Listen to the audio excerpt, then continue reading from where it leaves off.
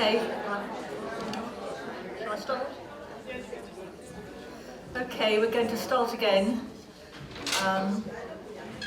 And I'm going to briefly show you some examples of the framework in practice, and then we'll have a bit of time for questions before lunch, I hope. So,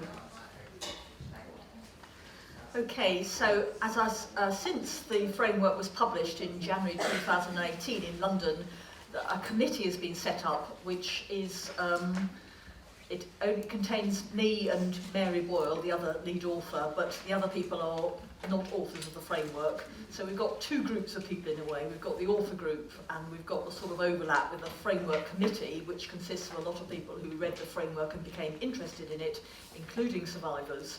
And the work of the committee is to collect resources and make sure the website is up to date and encourage sharing of ideas. And there's an email to get in touch if you have questions or if you want to ask if anyone's able to do training and so on. And we've given an awful lot of invited talks and conferences, much more than 300 I suspect. Those names may not be familiar to you, but those are quite high profile conferences and events in the UK. Okay, so one of the things we wanted to happen when the framework came out, although we had no idea whether anyone was going to read it or show any interest at all in it, was to take on the ideas in a way that seemed helpful to them and apply them in their own setting and try it out and give us some feedback and perhaps do some evaluations, and that in itself would feed back into further development of the framework. So it's a kind of ongoing process. Writing it is only stage one. It's the framework, as you will see when you have the translated version. It's not a manual, it's not a do this, it doesn't say anything about you should run your services this way or you should do your therapy sessions this way. It's a set of ideas at a very broad level. And I'm going to show you how some people have translated that into practice. So a lot of the attacks that have been directed towards us, and have been a lot, one of the most common one is when it's not evidence-based. Like psychiatry is evidence-based. I mean, it's a very odd criticism, really, that they've admitted themselves that the diagnostic categories are not evidence-based. Anyway, so what I usually say to that is, well, the main document is 200,000 words long. That's 2 PhDs. It's a multi-authored 5-year overview of all the social, psychological and biological evidence that we could come across. It's massive. And we've used that evidence and research to draw up the framework core questions. So the questions didn't just come from our head, they came from evidence that, for example, what has happened to you is relevant to how you feel. And the second stage is to translate these principles into practice, feedback, test them out, and then that will contribute to further development of the framework. And that is what evidence-based practice is. What else are you supposed to do? You can't have evidence in advance of trying something out. So, but also in the framework, we are very keen to critique and expand the notion of evidence. The way evidence is usually understood, and I think this is an ideological issue as well, is it only counts if it's numbers on a graph and it's a randomized control trial. And then we can turn around to people and say, no, your antidepressants aren't addictive because my numbers on this sheet says so. Do you see what I mean? So we want to say that what people say about their lives is at least equally important as a form of evidence. So there's a lot of surface user testimony in there too. Okay, thanks to the framework, I've travelled around the world, and so some of the other authors, Brazil, Denmark, Ireland, Spain, Greece, Lithuania, the Yukon, the USA, some travels to come, including Sweden next year, I hope. And there are a number of translations, and the little yellow book is available in Italian and Japanese with Spanish, Swedish and Danish planned. So that's fantastic. Really pleased that that's happened. So it's spreading.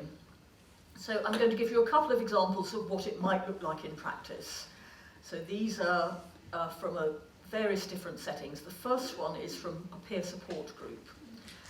So, one of the things we were very pleased about was that in the UK a number of peer support groups came across the framework, decided, well, this looks interesting, and 2 of them spontaneously came up with the same idea. Suppose we meet as a group and we talk through each of the questions week by week, and we share our thoughts about power, and about threat, and about meaning, about threat responses, and we support each other to create different narratives about our distress, and obviously with no professional input. So this is, you know, we were very delighted to hear that. This is an account of one peer group. The article is on the website, run by a woman called Amanda Griffiths, who is a survivor, and she has now joined the PTM Framework Committee, and she offers training in the framework. So it's a really good example of working alongside survivors who, in Amanda's case, she and her peers found this a very helpful way of getting away from a diagnostic model. No one has to do this, of course, but we want this to be available for people who might want to do it. So Amanda says, describing her peer group, we found that sharing experiences was an emotive and thought-provoking way to connect with others. This may be the first time that the narrative and the pain have truly been heard. It shows we're not alone in our pain and suffering, and offers a new perspective of our distress. This takes us away from being isolated and lonely individuals to being part of a wider community of equals.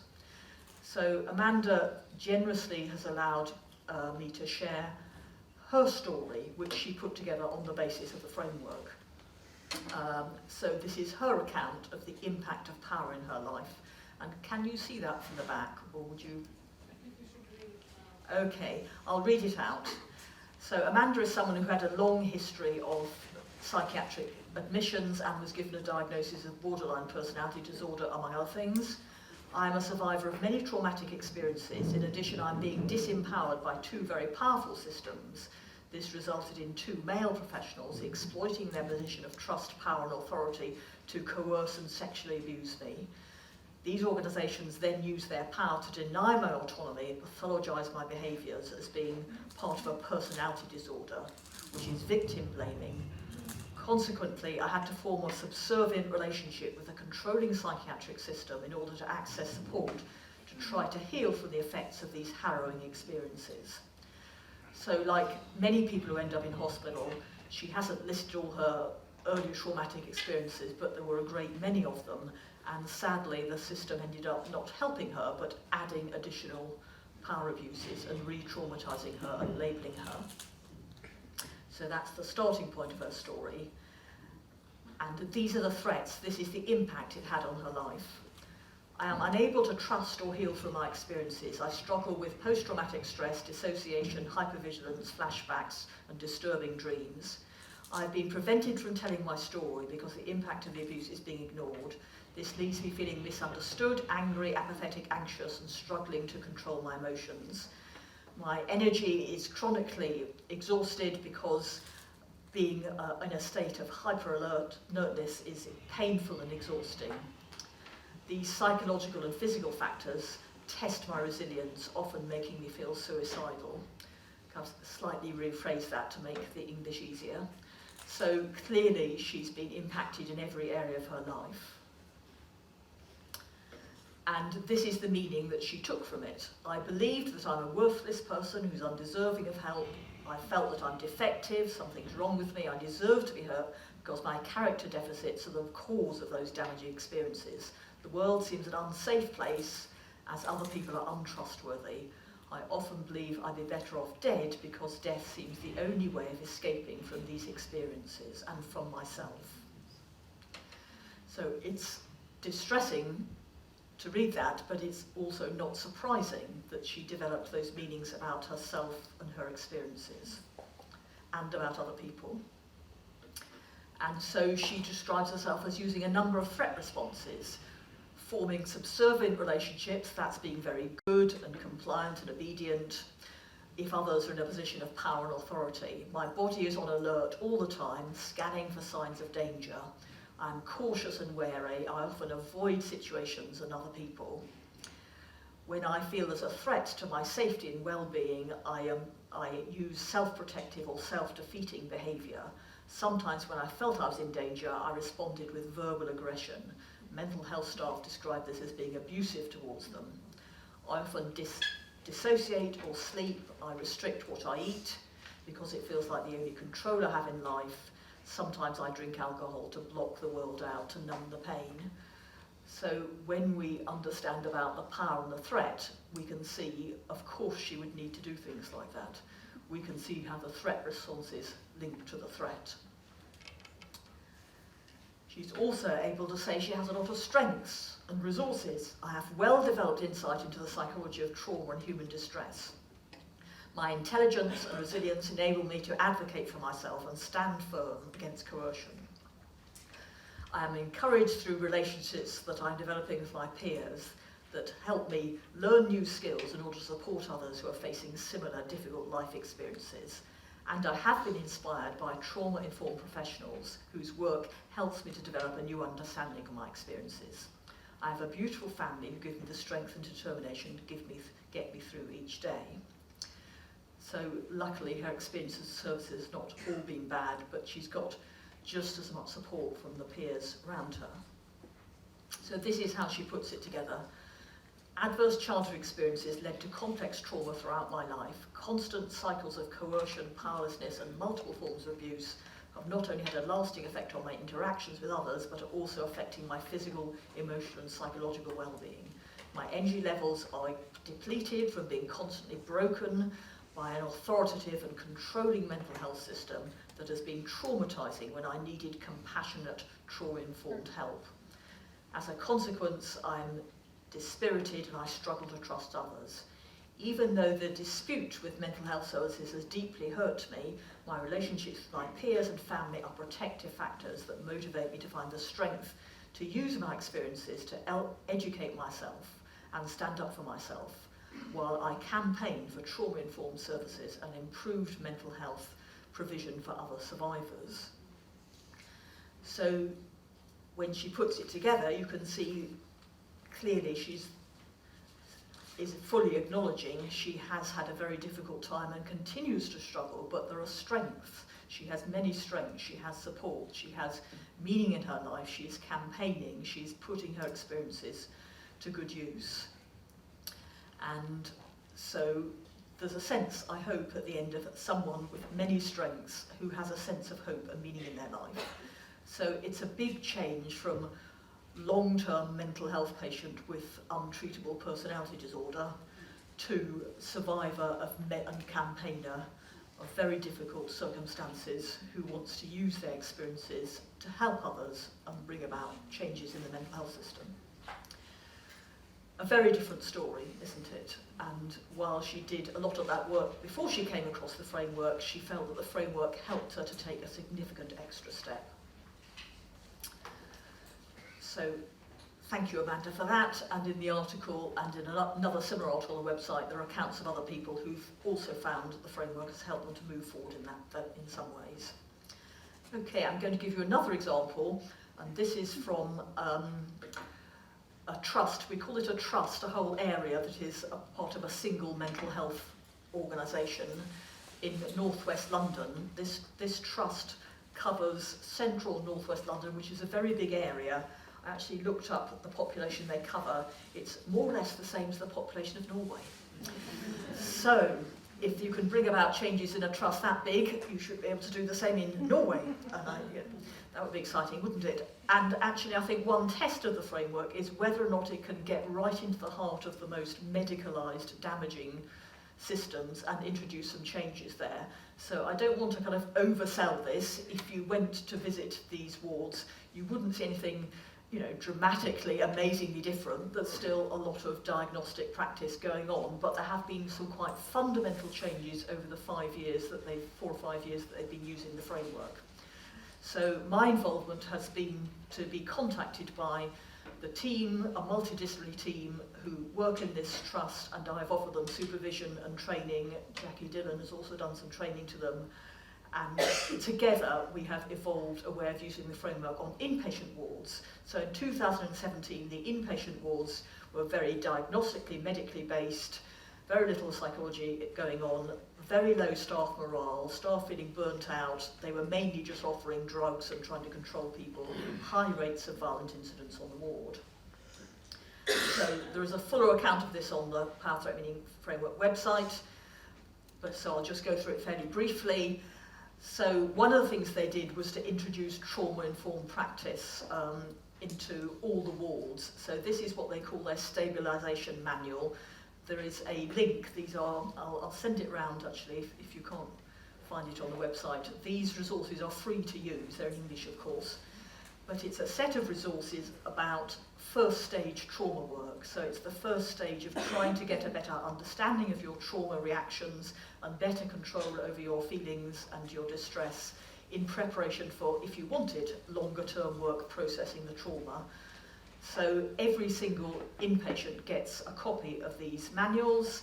Every single member of staff on the ward is trained to support people to find out what would help you out of this, what is the set of skills that were useful to you. Staff are also offered supervision to offer these stabilisation skills, and there are stabilisation groups running weekly on all the wards. So all the staff have at least a basic training in trauma-informed practice, plus the manuals in order to use that in their day-to-day work. And in addition to that, what they do is they have weekly meetings on the wards which are based on the power threat meaning framework, which are trying about putting together a PTMF narrative about people, about the patients on the ward. So these are weekly meetings where they go through someone's history, power threat meaning and threat responses, they share their thoughts, they feed it back to the service user in whatever form is appropriate, and this forms the basis, or it's a changing basis, the basis for a plan about what is going to be helpful for this person. I may have time to talk a bit more about that all in the questions, but obviously this is a different use of formulation which is also quite common in the UK, called team formulation. So it's not about one-to-one, it's about a whole team puts together their ideas about someone's difficulties. Now you have to be obviously very careful to remember, the way I always put it, this is our story about their story. We don't want to impose stories on people, but we do want to prepare staff for hearing stories that otherwise they're just not going to listen to, not going to ask about. So these are sets of ideas that need to be tested out very carefully with the service user to see if that's helpful to them, but help the staff to get away. It's a very good way of shifting staff thinking, because if you don't shift staff thinking, nothing else is going to change. So the staff are thinking about power and meaning instead of about symptoms and diagnoses. So the end of a meeting looks a bit like that. That's where they've written up their thoughts, and that doesn't go in the service user's notes because that might not be correct. It goes in a supervision file so we can think about whether this is a helpful way of guiding this person's journey through services. Okay, so some good results. Staff interviews, increased understanding of relationship between trauma and distress. The frameworks help us to understand our patients as individuals, address what's behind the diagnosis. There's always a story behind the presentation. It helps us to see that aggression or intimidation comes from a place of fear through trauma. So you can see the signs of a real shift in staff thinking there. And service user interviews, I learnt a lot about self-compassion, being kind to myself.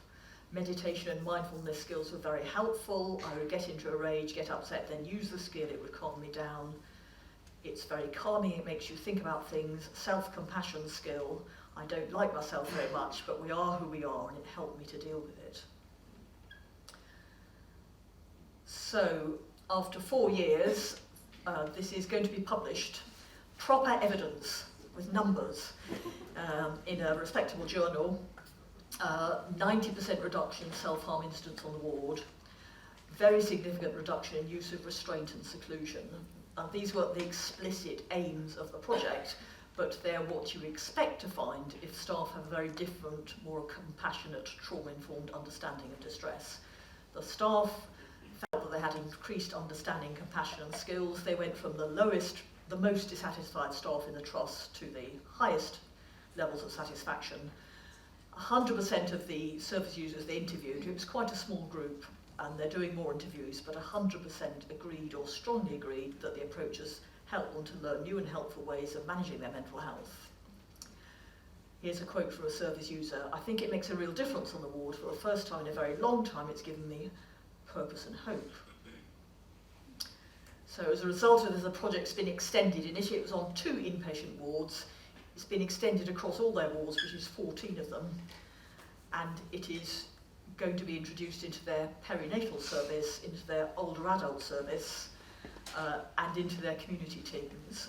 So because it's seen, and I don't know if you have these things, we have hundreds of teams in the UK, which isn't a good idea, but anyway, as they're there, they might as well be doing something useful. So home treatment team, psychiatric liaison team, mental health emergency centre, etc., etc. So it's an ongoing project, and what's been fortunate, I think, is that the senior members of staff, the medical director, the chair of the board have been supportive right from the start. That doesn't always happen. I've worked in places where we've tried to introduce this kind of change and someone up the top has just blocked it all, but actually they've all been very supportive, and of course as the results came in and looked very good, then everybody buys up to it even more, and it's seen as something that everybody's keen to do. Okay, so, we need to work inside the system and outside the system, I think, and I hope the framework gives us some ways of doing both. Right, and my final example, this is just very brief. I talked a bit about cultural understandings of mental health and how they vary and how we don't want to squeeze them back into a diagnostic model. When I went to New Zealand and Australia, I was fortunate enough to do workshops alongside some Indigenous people, and particularly one of the most interesting experiences of my whole career, to be honest, was I went to Auckland in New Zealand, and I asked if we could have a 2-day workshop in which quite a few of the attenders were Maori. New Zealand's Maori and Pacific Islanders are New Zealand's Indigenous groups, of course. So the first day was me presenting the framework. The second day was the Maori people presenting their understanding of distress. So we did a sort of compare and contrast. It was absolutely fascinating because, of course, the Maori way of understanding distress is very, very different. Sounds very different to me from a westernised culture. It's about narratives. It's about stories. It's about the sky father and the earth mother and the other gods and how they interact. These are very important, meaningful parts of Maori culture, and of course Maori culture is also very closely linked to identification with your tribe, with your group of tribes, with your river, with your mountain, with your part of the country, with your ancestors, and so on. Very, very different. So we did this fascinating compare and contrast event. One of the things that happened that you can do in New Zealand, which is very interesting, is there are 1 or 2 clinics that are set up, run along entirely Maori understandings of distress. So you go there, and what you will get is not a diagnosis and a lot of drugs, but sitting down and talking through legends and stories and rituals that may make sense to you and may help you to make sense of your difficulties. And probably the people around you, you're unlikely to turn up on your own. You'll probably turn up with your whānau, your extended family, perhaps other members of your tribe. And not surprising, this has been shown often to be very helpful, particularly interestingly for young Maori boys who are increasingly being labelled with the ADHD and given Ritalin. Not surprisingly, this turns out to be a much more helpful response. So after I wrote a joint article with a Maori psychiatrist, Dana Kopua, who was one of the people who set up within his service, one of these services, where, as she says here, we wanted to make the biomedical model secondary. We want to centralise meanings, values, culture and relationships. The framework supported our belief there was a need to challenge the status quo. Maori health leaders in New Zealand continue to work hard to have Maori knowledge recognised, but it has not been accepted as a real alternative to Western psychiatry. The framework has acted as a distant cousin with more commonalities than differences. So they're not using the framework in these clinics, but the existence of the framework helped to give them the confidence and perhaps some of the evidence to say this could be very, very useful for people of Maori heritage. And one of the interesting things that we discovered as these 2 days continued was that in very different languages we were talking about similar things. Both the framework and Maori understandings are narrative-based approaches. In a sense, some of the Maori stories could be understood as illustrating power, threat, meaning and threat response, though they don't use that language. But these are universal human themes, aren't they? As human beings, we all struggle, we all employ ways of surviving. So yeah, that was a really, really fascinating thing to hear about. And as I say, with this kind of approach, I think it would give those of us who are Westerners, I guess this is just about everyone in this room, the humility to say, we can work alongside you, we don't have to impose our ideas, we can learn from you. There's lots of wisdom here that we in Westernised societies have forgotten. On the first day, I was trying to explain the concept of a formulation, which was quite interesting. So I did my slides about formulation in my very Western PowerPoint kind of way. And one of the Maori elders in the audience said, tell me that it seems to me what you're saying is a formulation is when two people are in close contact and they touch each other's hearts. And I thought that's exactly it. That is absolutely exactly it. So, that's all I have to say for the moment, but we have up to a quarter of an hour before lunch if anyone wants to ask questions.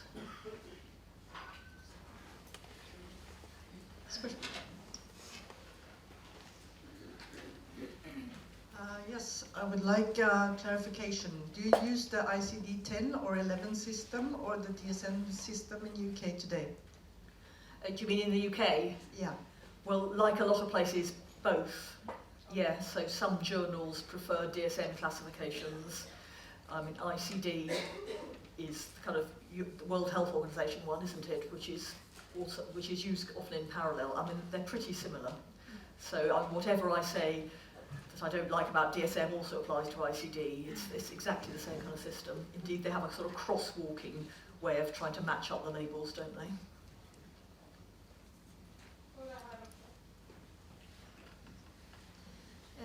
My name is Kjersti Almasvold, and I represent an organization with different psychotherapy methods, and I wonder if you have any kind of inspiration from methods having that kind of thinking in the fundamental as humanistic psychology. Because when I listen to you, I feel rather very happy because we are several thousand people being educated using methods where this kind of thinking is the essential in all kind of therapy. But we are not a part of the public health system because they don't acknowledge the way we are doing our psychology services.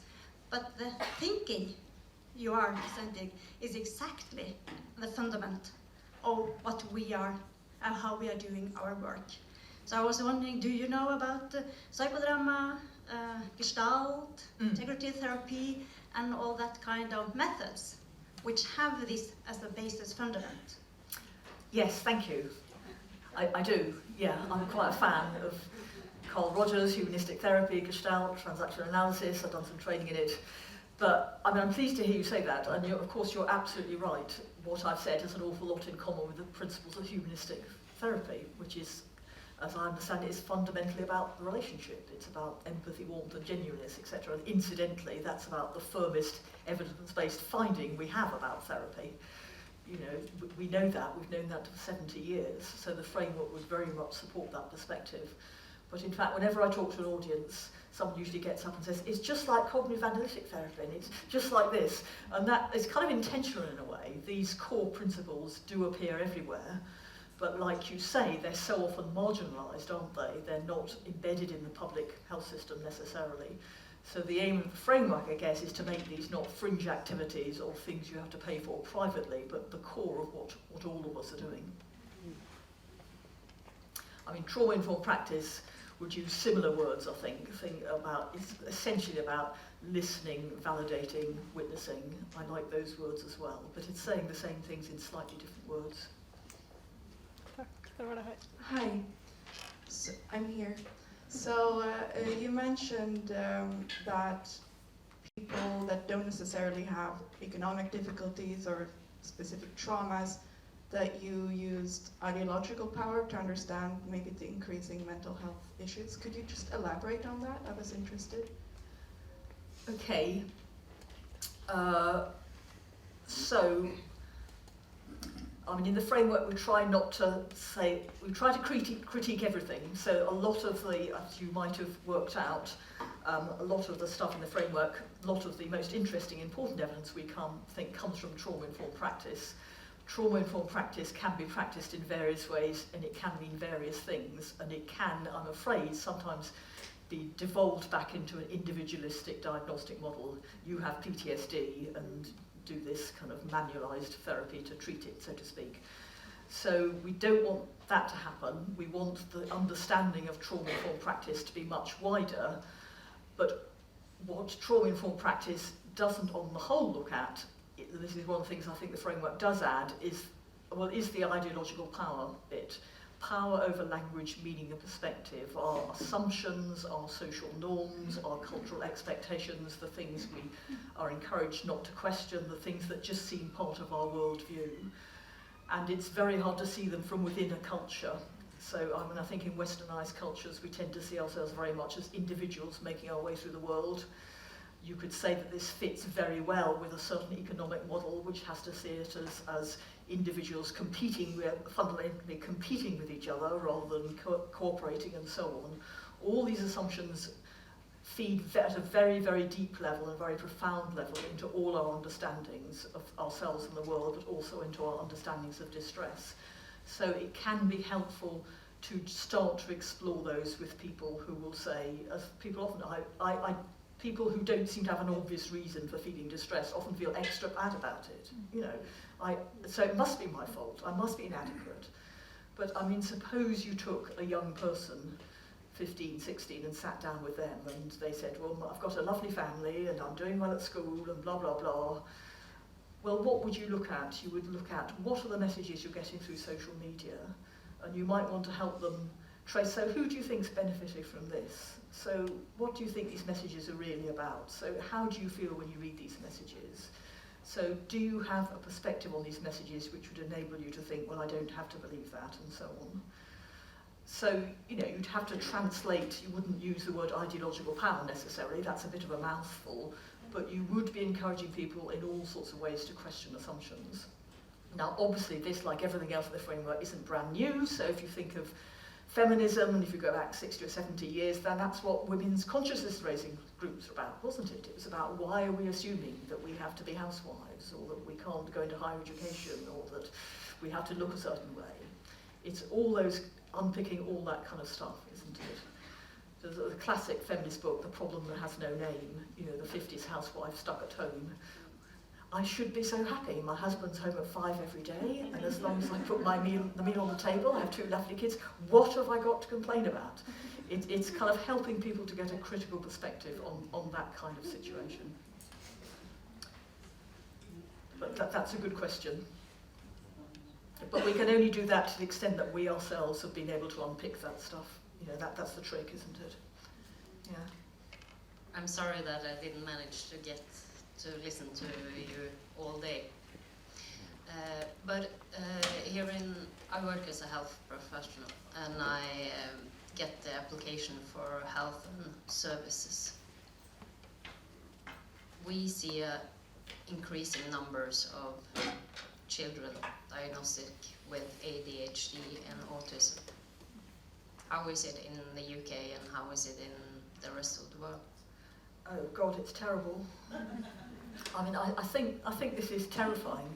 I think this is absolutely terrifying. I mean, you know, I hope I can be frank and say there is no such thing as ADHD. Absolutely, there's no such thing as ADHD. There is such a thing as children who are restless and can't settle and can't concentrate. Of course there is. Of course there is. And if someone needs that label, as sometimes you do for practical purposes to get support at school, I don't have a problem with having a conversation about that and saying this label will help you to get these resources, but let's not believe in this nonsense. And let's look at what function it is performing. You know, so we have, you know, one of the big clues is that if you're younger in your year, and particularly if you're a boy, you're more likely to be labelled ADHD. So what does that tell us? In the UK, it tells us, among other things, I think we're sending children to school far too young, and we're expecting far too much of them. In sensible Scandinavian countries, I don't think you send 4-year-old boys to school one day past pass their form, but perhaps you do. Anyway, it's a bad idea. It's not surprising if that tends to attract a label of ADHD. And the long-term effects of Ritalin, I mean, if they stunt your growth, which they do, what else are they doing? This stuff is absolutely terrifying.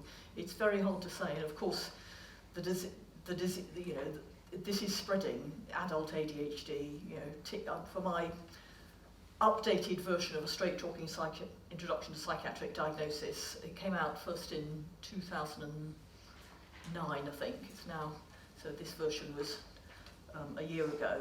I did a very depressing thing. I logged into TikTok. You ever done that?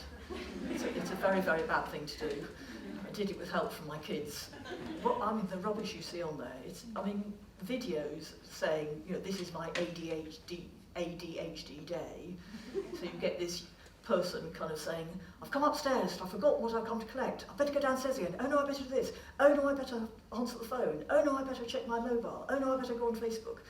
So that's their ADHD day. And that is a visual depiction of an entire culture. We are constantly distracted. We are constantly pulled from one thing to another. To individualise it to ADHD, and the really clever trick is to get people seeking out their own labels. That's the really clever bit. It's like, not only do we sack shopkeepers, we make people feel grateful they can trek around the supermarket getting their own stuff off the shelves. Do you know what I mean? Which is economically very useful. It's exactly that kind of model. I think it's absolutely terrifying, to be honest. But I'm on Twitter, except I'm off at the moment because people have been so rude to me recently. But I would never say this on Twitter. You just get an avalanche, and perhaps I better qualify what I'm saying by adding that I do understand why people seek these labels and why they feel a sense of relief. So one of the things I've talked about in this book a lot is what Mary Boyle has called the brain or blame dilemma. So we have such primitive ways of understanding distress in our society that we tend to think, if it's not my brain, it must be my fault, or my mother's fault, or somebody else's fault. We have to find something in the middle that says, I'm having real difficulties, and they are there for real reasons. And that's what a formulation ideally does. It's something in the middle, and that's also what a PTMF narrative does. But until that, I can understand particularly young people seeking out these labels. I cannot really understand professionals going along with it, to be honest. Sorry, got a bit of a rant there.